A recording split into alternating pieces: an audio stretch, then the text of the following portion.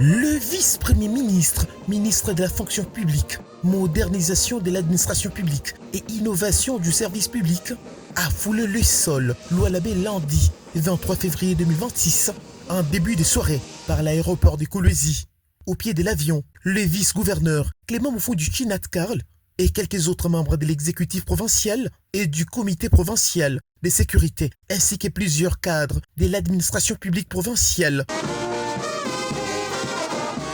Le numéro 1 de l'administration publique en République démocratique du Congo a été conduit à la resplendissante nouvelle aérogare moderne déjà opérationnelle où l'attendait la gouverneure Masuka Saini. Des agents de la fonction publique mobilisés pour la circonstance étaient également présents. Puis, direction vers l'hôtel du gouvernement. Un important échange a eu lieu entre la chef de l'exécutif provincial et son hôte.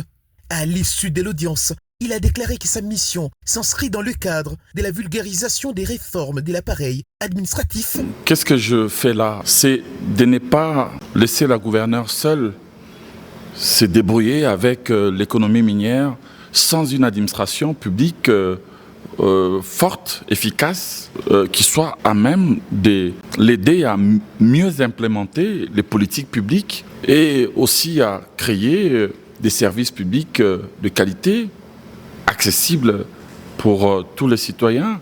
Puis, Jean-Pierre Liaou s'est dit impressionné par le rythme du développement observé dans la province sous l'impulsion du chef de l'État, Félix Antoine Tshisekedi Tshilombo. Quand on visite Lualaba, Kolwezi, on est impressionné par la vitesse du développement.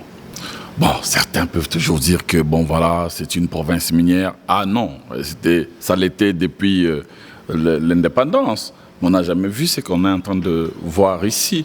Je crois que c'est le fruit d'abord d'une volonté politique. Il faut l'avoir. Ensuite, il faut être patriote. Il faut aimer son pays pour faire ce que nous sommes en train de voir. Le Lualaba a la chance de l'avoir ici, parce que moi je l'ai expérimenté comme parlementaire, comme député aguerri, peut-être les gens ne le savent pas, qui était dans toutes les commissions, dans tous les débats, qui se cherchait finalement aujourd'hui.